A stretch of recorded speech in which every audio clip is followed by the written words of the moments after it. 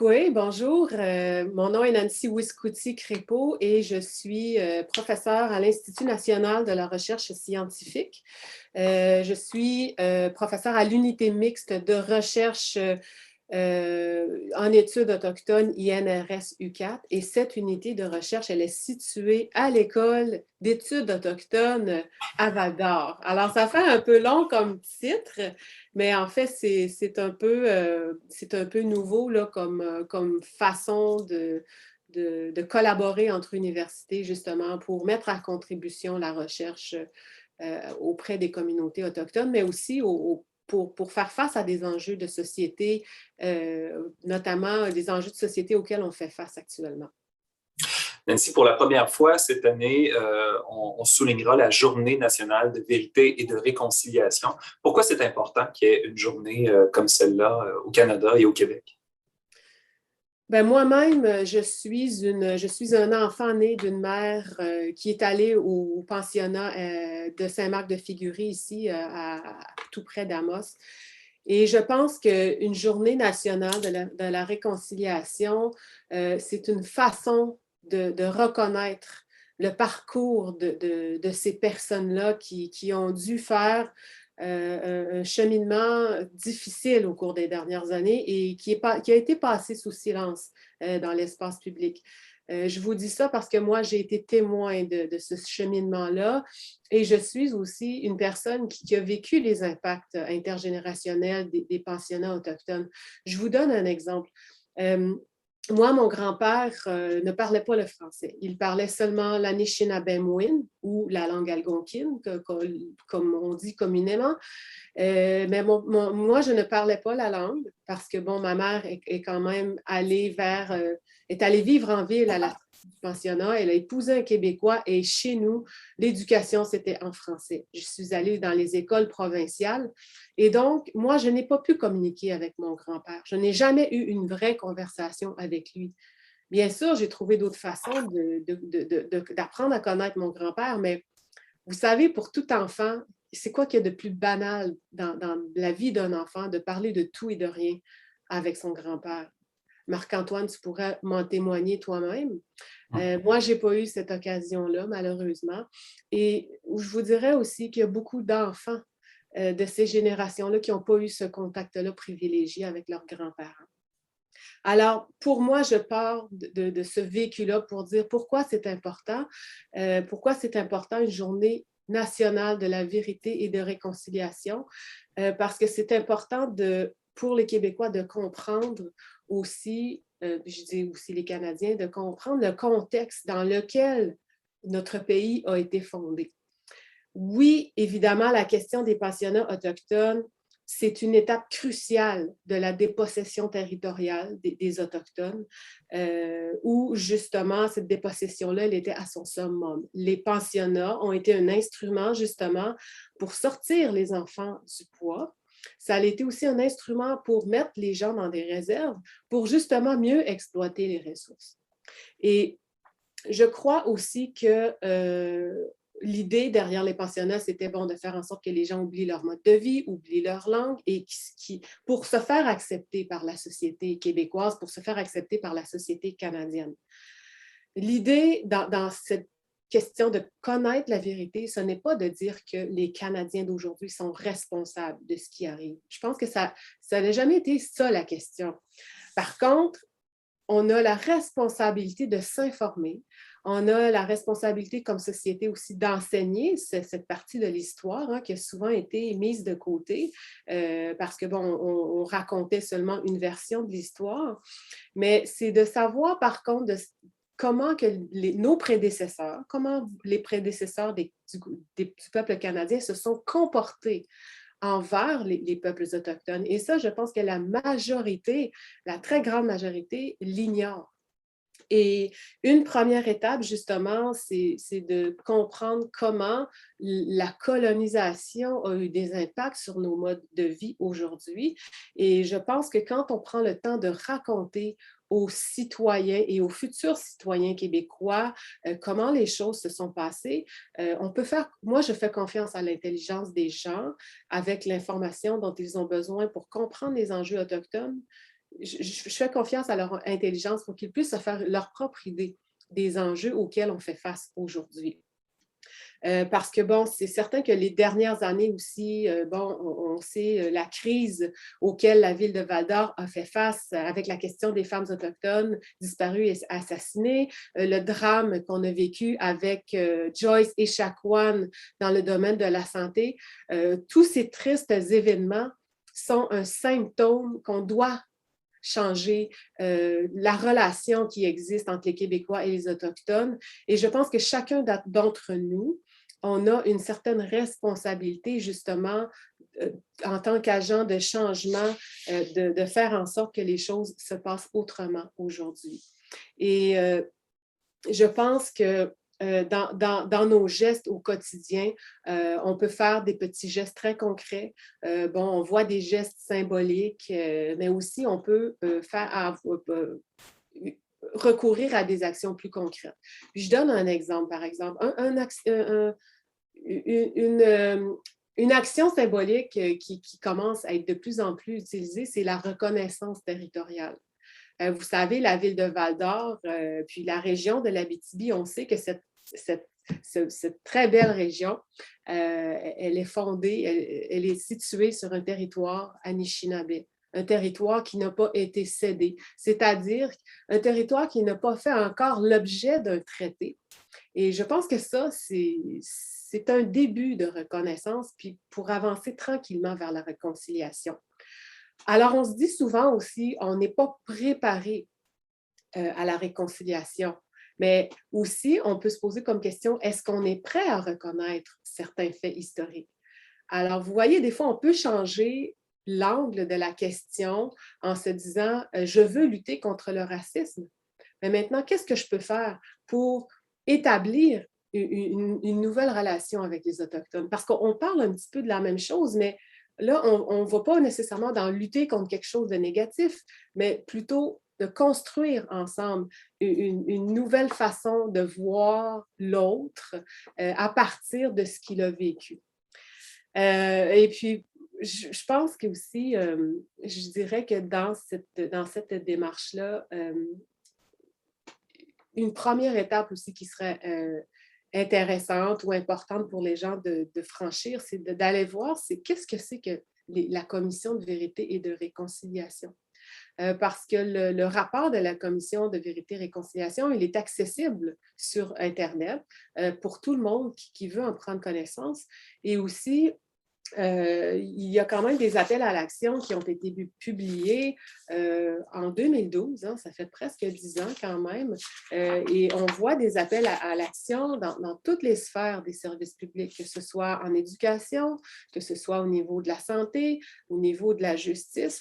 Alors, une première étape serait peut-être de commencer à prendre connaissance de ces appels à l'action-là et par ricochet aussi, la commission vient aussi énonce des appels à l'action qui rejoignent ce que la commission de vérité et réconciliation nous recommande et aussi le rapport sur l'enquête nationale à propos des femmes autochtones disparues et assassinées.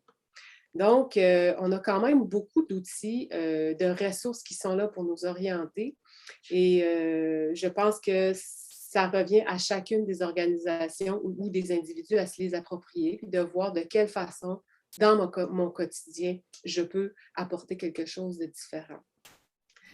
En ce qui me concerne, en tant que professeur en éducation autochtone, une façon de m'approprier ces différents appels à l'action, c'est par exemple, bon, vous savez, mon parcours m'a amené vraiment à aborder une démarche très particulière dans la façon que je veux apporter ma contribution en éducation.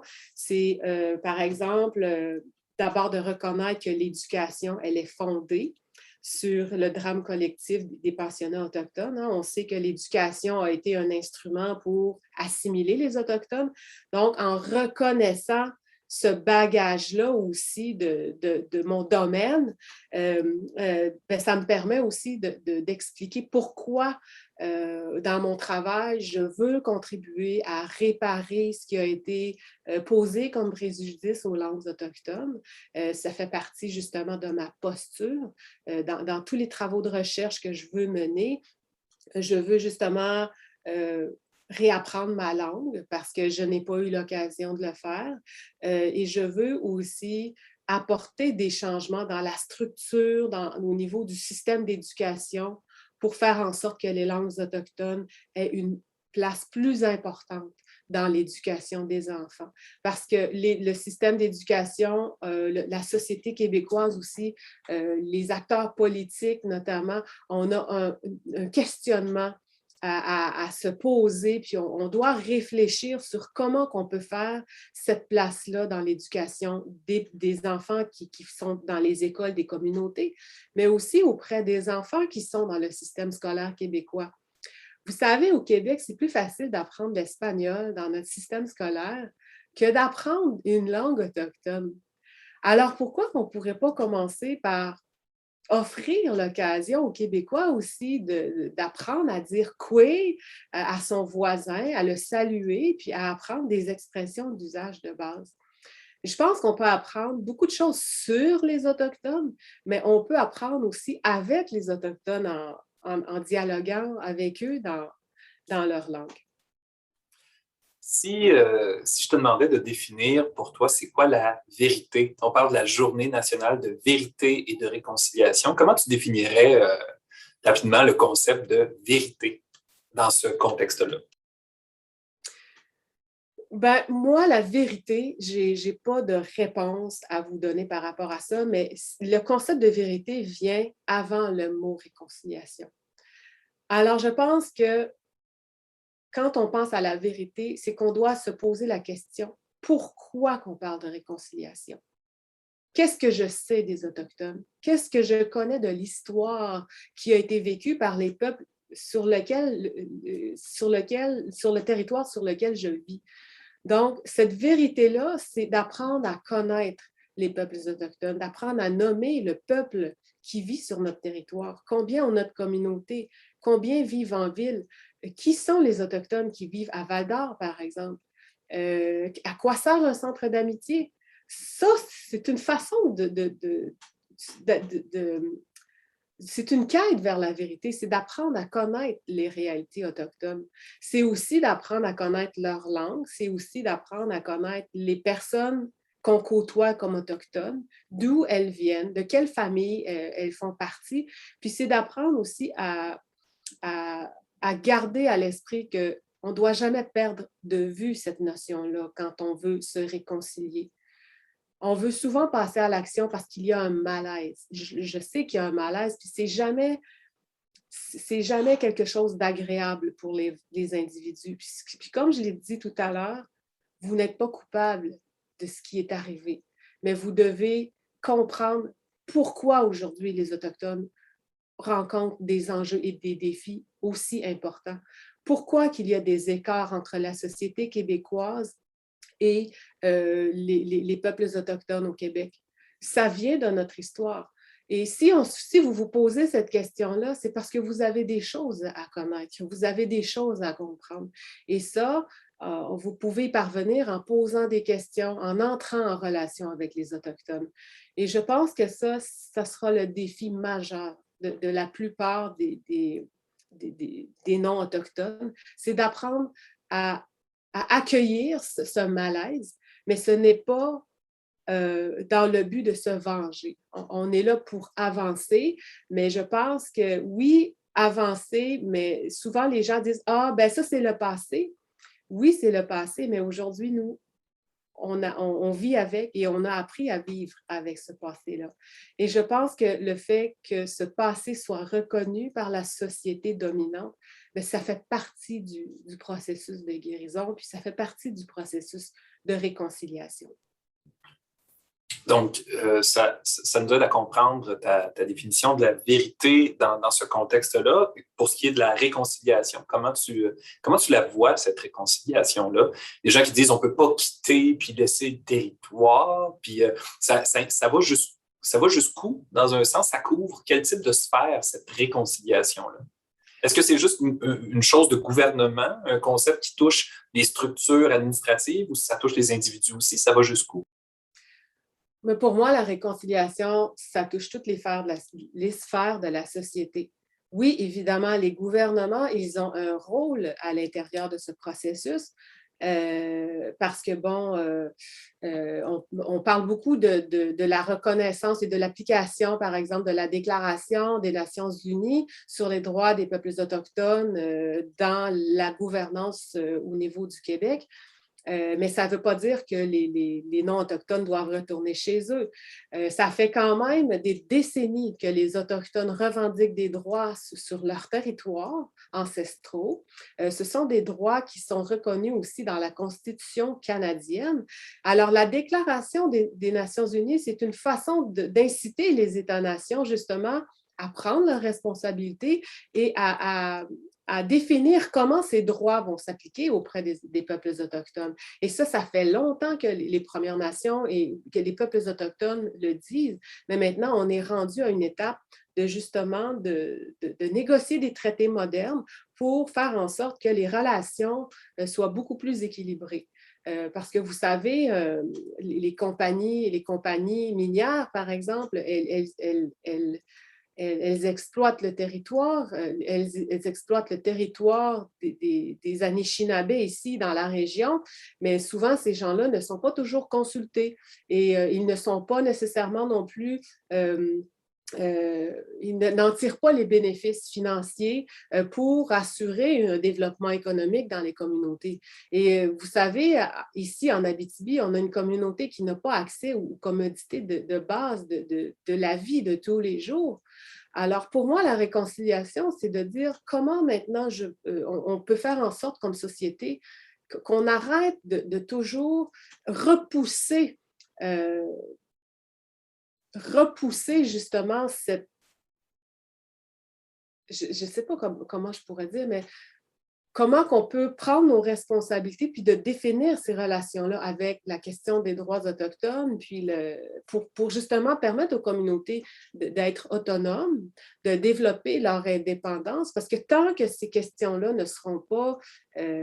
tant qu'on ne fera pas face à ces défis-là et à nos responsabilités, mais les peuples autochtones vont toujours être dépendants des gouvernements. Et on veut que ces personnes-là, que les individus, les communautés acquièrent une autonomie et une autodétermination.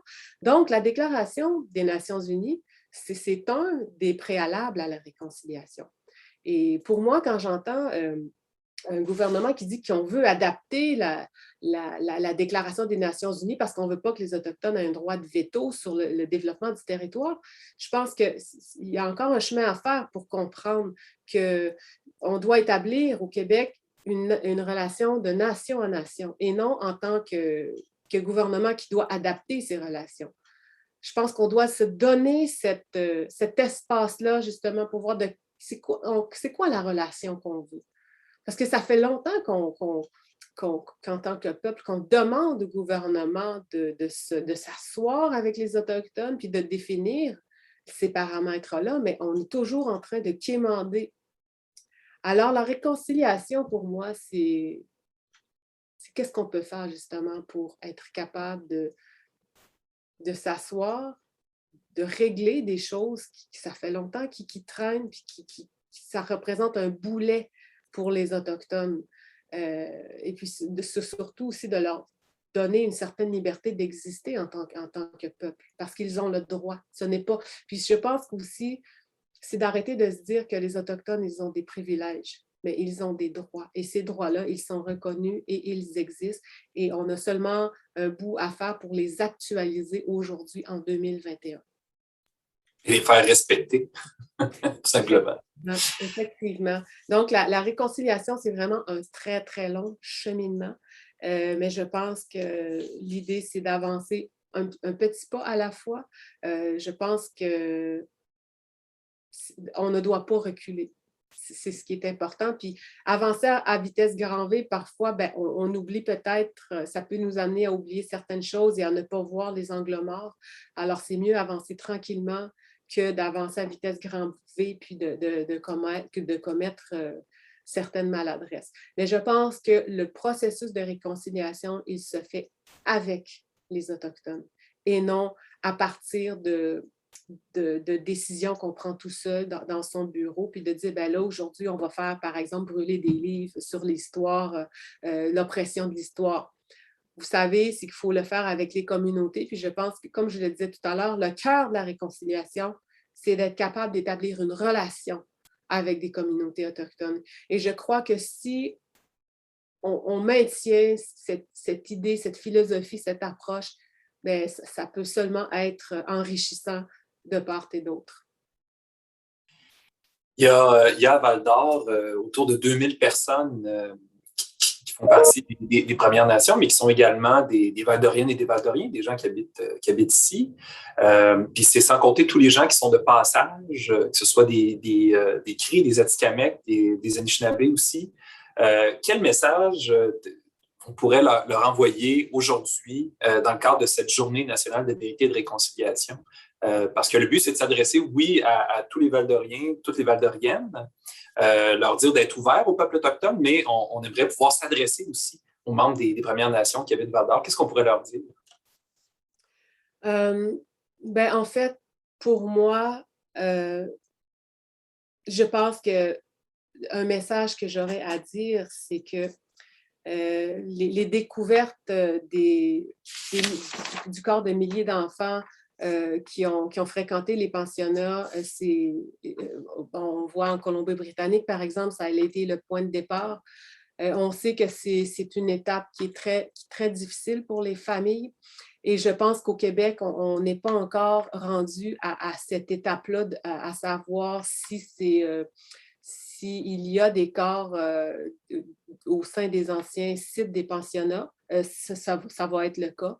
Et on n'est pas encore rendu à cette étape-là ici au Québec, mais je sais que les familles, qu'ils soient en ville ou qu'ils soient dans les communautés, je pense on doit se préparer à cette étape. Et je pense que le seul message que je peux envoyer à ces familles, à ces individus, c'est d'exprimer mes sympathies parce que, bon, mais en même temps, ce sera une occasion pour ces familles-là aussi de vivre leur deuil et enfin de faire en sorte que cette vérité soit connue. Je ne pense pas que je peux exprimer autre chose pour le moment parce que je pense qu'il faut prendre le temps de laisser aux familles aussi de vivre ce deuil dans l'intimité, dans le respect et sans pression. Je pense qu'on aura besoin de chaque personne dans les communautés et aussi, je pense que c'est un processus qui est très personnel.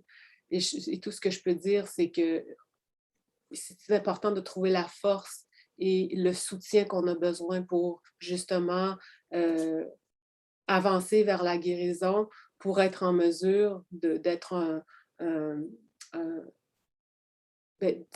en mesure d'avoir une vie meilleure. Parce que l'idée aussi, c'est d'avoir une meilleure qualité de vie, d'avoir une meilleure relation avec le peuple québécois. Mais je pense qu'aussi, dans ce processus-là, on ne doit pas oublier d'où on vient, qu'est-ce que nos familles ont vécu. Et ça, je pense que c'est aussi une étape importante de la réconciliation, de se réconcilier en tant que génération, la réconciliation entre les générations, comme je l'ai dit tout à l'heure, on a vécu une rupture intergénérationnelle et aussi le fait que le territoire soit de moins en moins accessible. La réconciliation, ça consiste aussi d'apprendre à connaître sa langue, les savoirs autochtones.